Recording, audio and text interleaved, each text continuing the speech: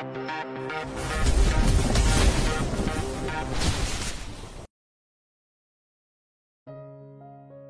98-100. Penyesalan sang presdir dingin. Dokter tersenyum tipis melihat Clarence akhirnya sadar dari komanya. Akhirnya Anda sadar juga, Nyonya. Ternyata usaha Nyonya Lina mempertahankan kesembuhan Anda selama 30 tahun tidak sia-sia. Celetuk dokter itu sembari memeriksa keadaan tubuh Clarence.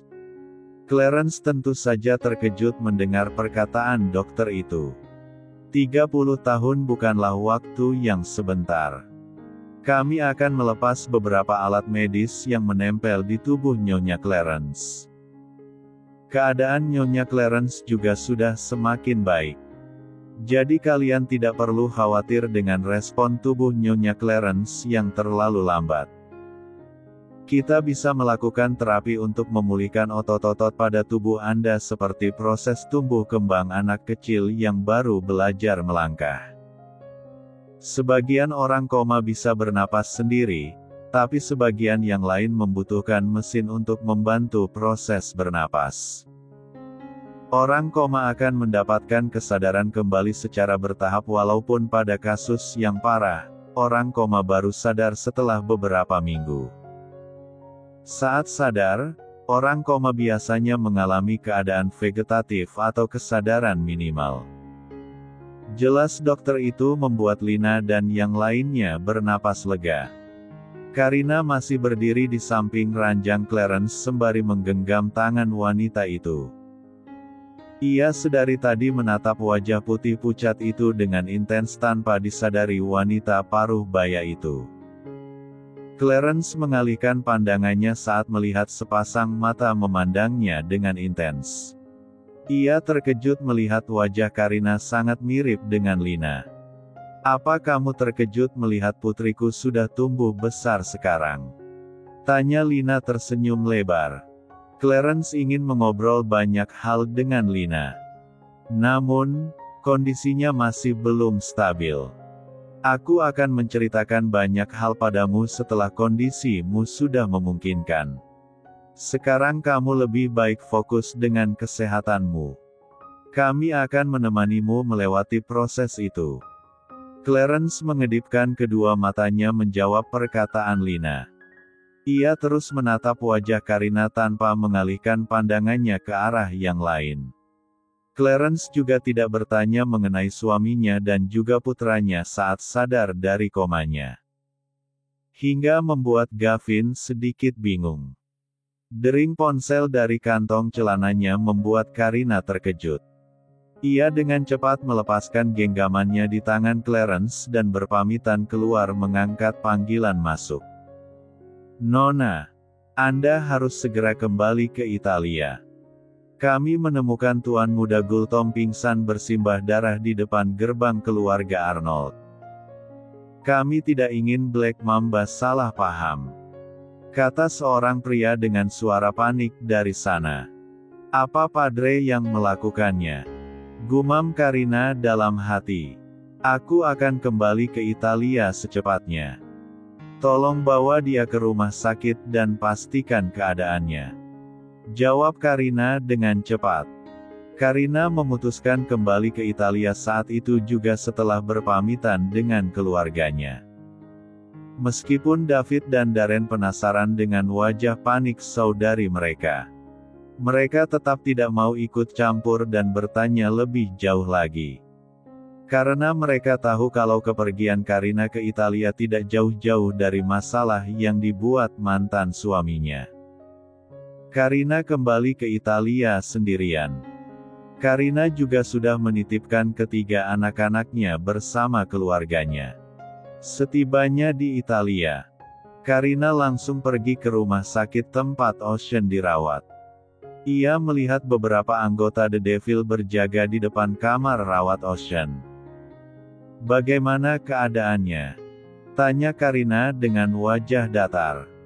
Tuan Muda Gultom baru saja keluar dari ruangan UGD, Nona. Kita hanya perlu menunggu dia sadar dari pengaruh obat bius di tubuhnya. Sebenarnya apa yang terjadi? Tanya Karina membuat tubuh anggota The Devil membatu. Seminggu yang lalu Tuan Gultom datang ke kediaman Arnold. Dia memaksa kamu agar mempertemukannya dengan Anda dan ketiga anak-anak Anda. Kami kekeh menyembunyikan keberadaan Anda.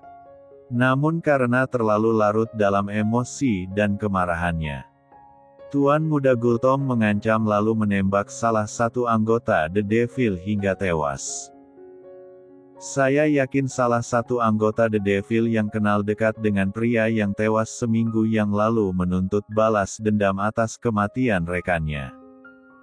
Jelas anggota The Devil.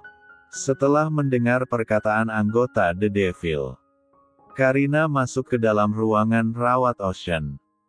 Ia melihat pria itu masih terbaring lemah di atas ranjang rumah sakit. Cek. Ternyata kau masih bisa mengikatku dengan cara licik Tuan Muda Gultom. Sindir Karina menatap wajah pucat itu dengan sinis. Karina kemudian mengeluarkan ponselnya dan menghubungi seorang pria yang sedang kelimpungan menyenangkan suasana hati ibunya. Ma, apa Mama tidak mau belanja seperti biasanya? Tanya pria itu membujuk ibunya agar tidak sibuk melamun sepanjang hari. Orion, jika Mama pernah melukai seseorang yang terlahir dari rahim yang sama dengan Mama, kira-kira hukum seperti apa yang akan Mama dapatkan setelah mati nanti? Tanya wanita itu membuat langkah kaki seorang pria terhenti di balik pintu keluar. Apa Mama memiliki saudara ataupun saudari? Tanya Orion sedikit penasaran dengan kisah masa lalu ibunya menurut versi ibunya. Masa lalu Mama begitu suram dan penuh dengan dosa hingga membuat hidup orang lain menderita. Mama juga tidak tahu apakah mereka masih hidup atau tidak. Lirih wanita itu dengan perasaan bersalah. Apa Mama sudah mengingat semua masa lalu Mama? Tanya Orion menatap wajah ibunya dengan wajah serius. Wanita itu mengangguk mengiyakan pertanyaan putranya. Orion tersenyum lembut menatap ibunya. Ma, semua orang pasti punya masa lalu yang lebih buruk dari apa yang Mama lakukan di masa lalu. Hanya saja, Mama harus bersyukur karena Tuhan masih memberikan kesempatan kedua agar Mama berubah. Mama tidak yakin kalau Dia akan memaafkan Mama suatu hari nanti. Mama belum mencobanya. Mama hanya perlu mencobanya suatu hari nanti. Balas Orion sebelum terdengar suara dering ponselnya hingga menghentikan obrolan mereka. Ma, Orion akan mengangkat panggilan masuk dari teman Orion. Kata Orion berpamitan kepada ibunya. Tak beberapa lama setelah kepergian Orion, seorang pria parubaya kembali melanjutkan langkahnya dan mengecup bibir wanita itu sekilas. Sayang, apa yang kamu lakukan sendiri di sini? Tanya pria itu langsung duduk di sebelah istrinya. Aku sudah mengingat semuanya. Jadi kamu tidak perlu bersandiwara lagi. Cetus wanita itu membuat tubuh suaminya membatu. Linda, kamu, mari kita berpisah saja. Sela Linda. Ya, wanita itu adalah Linda. Linda merupakan ibu kandung dari Orion. Setelah keguguran beberapa puluh tahun lalu, 10 tahun kemudian Linda dikaruniai seorang anak berjenis kelamin laki-laki. Ia dan suaminya menyematkan nama Orion kepadanya. Apa kamu mau kembali lagi kepada pria itu? Tanya suami Linda dengan wajah tanpa ekspresi. Semua hal yang dimulai dari kebohongan tidak akan bertahan abadi. Begitu juga dengan pernikahan ini. Bukankah kau menikahiku saat aku tidak bisa mengingat kehidupanku di masa laluku? Terang Linda membuat suaminya tidak bisa berkata-kata. Bukankah kita sama? Kau menikah Gavin karena sebuah kebohongan hingga kebohongan itu terbongkar dengan sendirinya. Sayangnya Gavin tidak mencintaimu, malah lebih mencintai saudari kembarmu. Sindir Faro dengan rahang mengeras. Kau mengabaikan cinta tulus seseorang hanya karena obsesimu kepada Gavin. Hanya karena statusnya sebagai pria yang paling disegani di dunia mafia, kau tergila-gila padanya. Sementara aku lebih memilih meninggalkan semuanya hanya karena ingin hidup damai bersamamu di sini. Hartaku, kekuasaanku dan bahkan keluargaku sekalipun tidak mengetahui keberadaan kita. Lanjut Faro membuat Linda terkejut. Apa kamu memberikan semua harta dan kekuasaanmu kepada sepupumu? Alih-alih menjawab pertanyaan istrinya, Faro malah mengucapkan kalimat lain yang membuat Linda lagi-lagi terkejut. Andaikan kau tidak bersahabat dengan dua manusia jelmaan iblis itu, maka kehidupanmu tidak akan serumit ini, Linda. Bab 99. Seorang pria parubaya buru-buru keluar dari kediamannya hingga membuat istrinya bingung. Sayang, mengapa kamu pergi dengan terburu-buru seperti ini? Apa ada masalah? Tanya sang istri dengan tatapan lembut. Aku sudah menemukan keberadaan salah satu dari saudara kembarku. Aku mau pergi keluar sebentar menemui salah satu detektif swasta yang aku sewa seminggu yang lalu. Kata pria itu mengecup bisbir istrinya sebelum berlalu dari sana. Setibanya di salah satu kantor detektif swasta terkenal di Indonesia, pria itu langsung menemui detektif yang tadi menghubunginya. Selamat pagi, Tuan Jordana. Sapa detektif mengulurkan tangannya tersenyum ramah menyapa Jordana. Jordana menyalami detektif tersebut dan duduk di kursi seberang meja kerja detektif. Bagaimana hasil pencarian kalian? Tanya Jordana to the point. Ia sudah tidak sabar mengetahui keberadaan kedua saudari kembarnya. Setelah mencari tahu lebih jauh lagi, ternyata kedua saudari Anda pernah menikah dan tinggal di Indonesia. Suami mereka juga bukan orang sembarangan hingga membuat kami harus menghentikan penyelidikan kami. Terang detektif itu membuat senyuman di wajah Jordana langsung surut.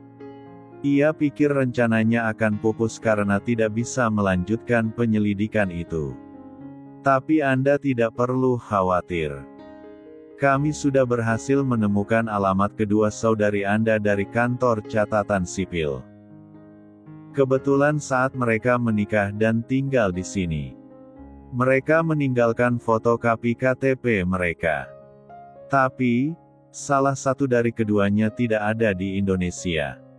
Karena saya tidak mendapatkan jejak keberadaannya selama beberapa tahun ini di Indonesia, saya malah menemukan jejak keberadaannya di Amerika dan Italia. Jelas detektif itu membuat Jordana tersenyum lebar. Akhirnya ia menemukan titik terang mengenai keberadaan kedua saudari kembarnya. Selama ini Jordana juga menetap dan tinggal di Amerika bersama istri dan putranya. Namun, mengapa mereka tidak pernah bertemu? Jordan juga pernah turun tangan langsung mencari keberadaan mereka. Tapi identitas mereka seakan disembunyikan oleh seseorang. Hanya orang-orang berkuasa dan ahli cyber yang bisa mendapatkan akses untuk mengetahui identitas mereka.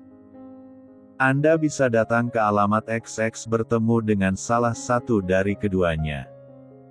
Hanya itu yang bisa saya dapatkan. Karena saya tidak bisa mengakses kehidupan pribadi saudari Anda lebih dalam. Saya takut orang-orang berkuasa yang berada di sekitarnya marah. Celetuk detektif itu lagi membuat Jordana terdiam. Ia bertanya-tanya dalam hati. Kira-kira siapa yang dimaksud detektif tersebut? Jordana tidak tahu saja kalau kedua saudari kembarnya sudah menikah dengan pemimpin dua mafia berkuasa di masanya. Meskipun sekarang kekuasaan itu sudah digantikan oleh generasi satu tingkat di bawah mereka. Disinilah Jordana sekarang. Ia berdiri di depan gerbang sebuah rumah minimalis yang cukup megah. Tak beberapa lama seorang satpam membuka gerbang dan menanyakan identitas Jordana dan bertamu ingin bertemu dengan siapa. Satpam itu mengamati penampakan Jordana beberapa saat hingga ia mulai bertanya dengan wajah ramah. "Apa yang Anda lakukan di sini, Tuan?" Dari pakaian yang dikenakan oleh Jordana saja satpam itu bisa menilai kalau Jordana bukanlah orang sembarangan. Pakaiannya cukup mahal jika disandingkan dengan pakaian yang dikenakan oleh pemilik rumah tempatnya bekerja. Meskipun majikannya sering menggunakan barang-barang branded terkenal. "Saya ingin bertemu dengan wanita yang menempati rumah ini," ujar Jordana dengan wajah datar. "Anu, Tuan. Tuan dan Nyonya besar tidak ada di rumah. Hanya Dan Orion yang ada di rumah," jawab satpam itu dengan terbata-bata. Ia sedikit gentar melihat wajah datar Jordana. Entah mengapa aura pria itu sedikit berbeda dengan orang-orang yang pernah ia temui. "Kalau begitu saya mau bertemu dengan putranya," tegas Jordana kekeh mau masuk ke rumah dan bertemu pemilik rumah. "Baiklah, Tuan. Saya akan bertanya kepada Dan Orion terlebih dahulu," jawab satpam itu kembali masuk ke dalam pos satpam dan menghubungi telepon rumah. Jordana menunggu kedatangan satpam itu di dalam mobilnya. Cuaca di luar sangat panas hingga membuat kulitnya berubah warna menjadi sedikit kemerahan. Tak beberapa lama satpam itu membuka pagar dengan lebar dan mempersilahkan mobil Jordana masuk ke dalam halaman rumah. Jordana yang mengerti dengan kode satpam itu langsung menghidupkan mobilnya. Mobil yang dikemudikannya memasuki halaman kediaman Linda. Bab 100. Maid yang bekerja di kediaman Linda meminta Jordana menunggu Orion di ruangan tamu. Orion melangkah dengan wajah bingung menuju ruangan tamu. Langkah Orion terhenti saat tanpa sengaja Jordana mengalihkan pandangannya ke arah kedatangan Orion. Mereka saling menatap hingga kedatangan seorang maid memutuskan tatapan mereka. Maid itu menyajikan segelas jus buah untuk Jordana. Orion mempersilahkan Jordana menikmati minumannya. "Apa Anda mengenal ibu saya?" tanya Orion dengan wajah penasaran.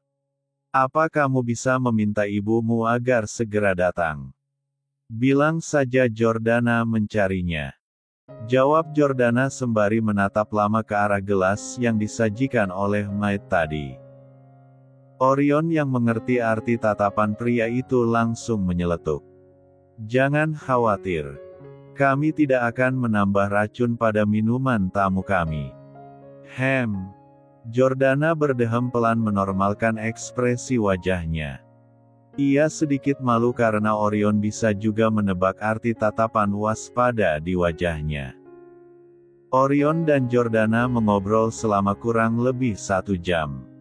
Namun Linda dan suaminya tak kunjung datang. Hingga membuat Jordana mulai suntuk.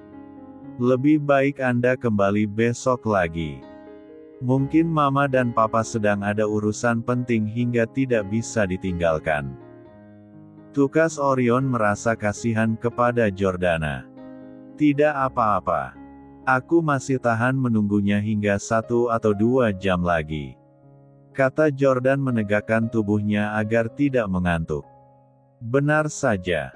Tak beberapa lama, Linda datang bersama suaminya dengan wajah marah. Langkah Linda terhenti di ruangan tamu saat melihat seorang tamu sedang duduk sembari menundukkan kepalanya menatap ke lantai. "San, apa kamu kedatangan tamu hari ini?" tanya Linda tersenyum tipis melangkah mendekati putranya. Ma," sapa Orion melangkah mendekati ibunya. "Bukan Orion yang kedatangan tamu. Tapi Mama," kata Orion membuat ekspresi di wajah Linda berubah bingung. Ia melangkah satu langkah ke samping memastikan siapa kira-kira yang ingin bertemu dengannya. Betapa terkejutnya Linda saat melihat wajah Jordana. Ia terlihat sangat familiar dengan salah satu keluarganya. "Kamu." Jordana dengan celah memeluk Linda hingga membuat yang lain terkejut. Tidak terkecuali Faro dan Orion. "Nice to meet you, Rosalinda," kata Jordana membuat tubuh Linda menegang. "Aku sudah lama mencari keberadaan kalian. Tapi, jejak kalian sangat sulit ditemukan. Akhirnya aku bertemu denganmu.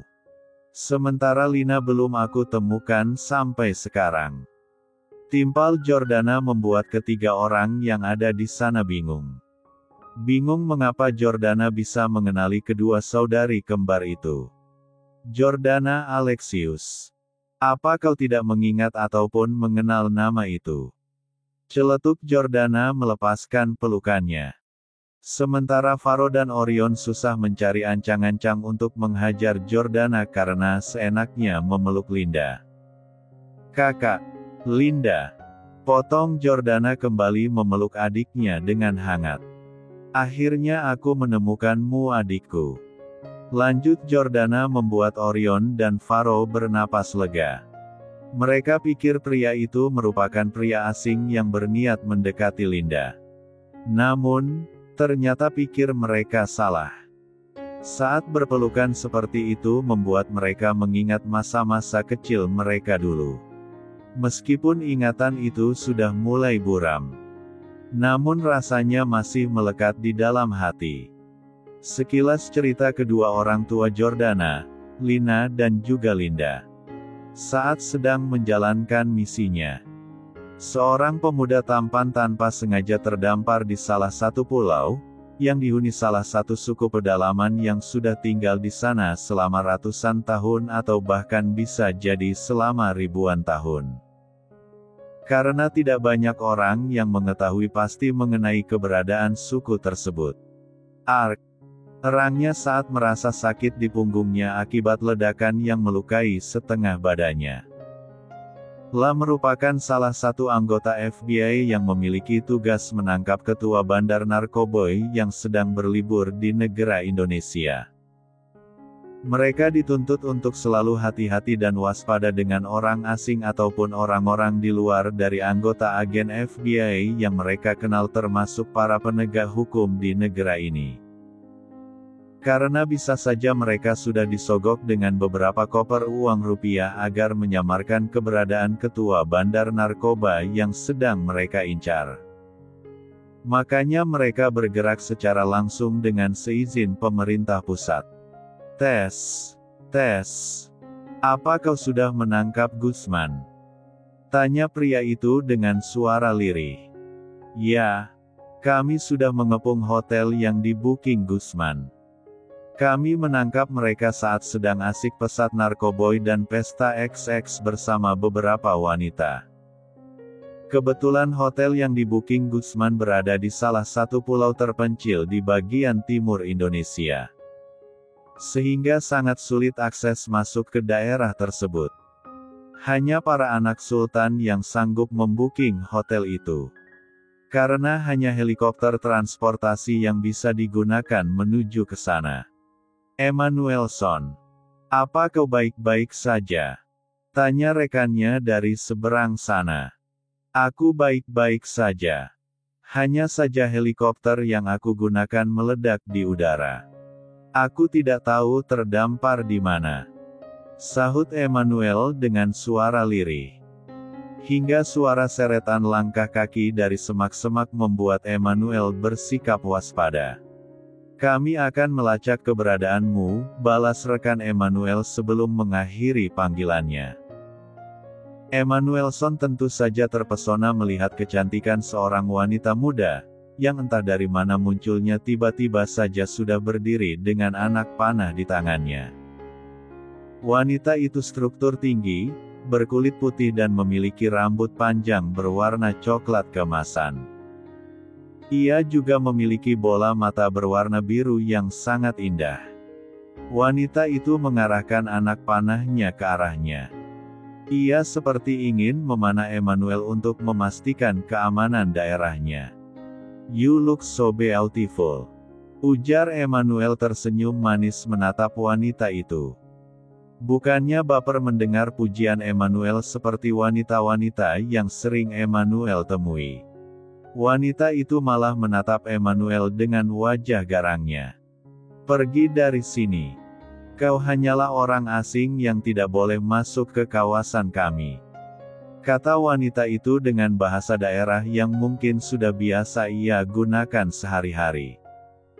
Emmanuel malah bingung dengan apa yang wanita itu ucapkan. Tiba-tiba sebuah ide tercetus di pikiran Emmanuel. Emmanuel lalu menunjukkan luka yang ada di punggungnya. Ia ingin mengatakan kalau punggungnya terluka. Wanita itu kemudian langsung paham dengan apa yang dialami Emmanuel. Wanita itu kemudian mengumpulkan beberapa rumput hijau dan mengunyahnya hingga halus. Ia kemudian membalut luka Emmanuel dengan rumput hijau yang sudah dihaluskan. Biasanya jenis rumput itu sukunya gunakan sebagai obat. Emmanuel tersenyum manis memandang wajah wanitanya itu dalam jarak dekat. Entah sadar atau tidak, Emmanuel tiba-tiba mengecup bibir wanita itu sekilas. Hingga sebuah tamparan mendarat di pipi Emmanuel. Plak! Wanita itu menatap waspada ke arah Emmanuel dan mengelap bibirnya dengan kasar. Emmanuel hanya bisa menggaruk-garuk kepalanya tidak gatal. Ia tidak tahu harus berkata apa kepada wanita itu.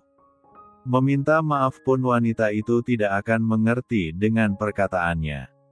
Setelah mengobati Emmanuel, wanita itu bergegas kembali ke tempat tinggalnya sebelum ibunya atau ayahnya mencarinya. Wanita itu sebenarnya berniat berburu. Saat sedang berniat memanah seekor babi hutan. Tanpa sengaja itu mendengar suara ledakan yang cukup besar hingga membuat hewan buruannya lepas. Wanita itu mengikuti arah suara ledakan itu hingga ia menemukan keberadaan Emmanuel. Emmanuel malah mengikuti langkah wanita itu menuju tempat tinggal wanita itu. Hingga membuat Emmanuel semakin masuk ke dalam hutan. Wanita itu sadar kalau Emmanuel mengikuti langkahnya masuk ke dalam hutan. Hingga membuatnya harus menghentikan langkahnya. Lagi-lagi wanita itu menatap garang ke arah Emmanuel. Emmanuel yang sudah terbiasa dengan sikap garang para penjahat setiap kasus yang sering ditangannya malah biasa saja melihat wajah garang wanita itu. Wajah garang itu malah terlihat sangat lucu di matanya. Melihat Emmanuel sangat keras kepala membuat wanita itu akhirnya mengalah dan membiarkan Emmanuel mengikutinya. Tak beberapa lama mereka tiba di sebuah lingkungan yang cukup asri. Rumah-rumah mereka juga masih sangat tradisional. Semua suku wanita itu menatap aneh dengan kedatangan Emmanuel.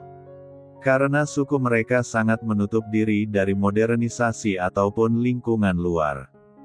Para warga suku itu hanya mengenakan pakaian yang terbuat dari kulit pohon ataupun dedaunan untuk menutupi sebagian tubuh mereka. Mereka juga rata-rata mengenakan kalung yang terbuat dari tulang belulang hewan hasil buruan mereka. Seorang pria berpakaian adat duduk di sebuah kursi kayu rotan sembari menatap datar ke arah Emmanuel. Kedua orang tua wanita itu tidak senang melihat putri mereka membawa orang asing ke daerah mereka. "Mengapa kau membawa orang asing memasuki wilayah kita? Bagaimana jika orang luar mengetahuinya?" bentak sang ayah membuat wanita itu langsung berlutut dan mohon ampun kepada kedua orang tuanya. "Aku menemukannya di hutan dan mengalami luka bakar," jawab wanita itu dengan singkat membuat ayahnya langsung terdiam. Ayah wanita itu kemudian menatap Emmanuel dengan wajah marah. "Apa tujuanmu datang kemari?" tanya pria itu dengan bahasa Latin yang cukup dimengerti oleh Emmanuel. Karena pria sudah dibekali dengan 5 bahasa. Saya terdampar di pulau ini. Saya ingin kembali. Namun, rekan saya meminta saya menunggu hingga dijemputan oleh mereka. Jawab Emmanuel dengan wajah tenang. Namun, ia tidak bisa mengalihkan atensinya dari putri pria itu. Segera pergi dari daerah ini. Kalau tidak mau nyawamu melayang. Ancam pria itu tidak membuat Emmanuel gentar. Izinkan aku menikah putrimu. Kata Emmanuel membuat kedua orang tua wanita itu terkejut. Keberadaanmu merupakan ancaman bagi suku kami. Segera tinggalkan tempat ini. Kali ini ibu wanita itu yang menyuruh Emmanuel pergi dari sana. Emmanuel tetap kekeh dengan keinginannya. Aku akan menetap di sini dan menikah dengan putrimu.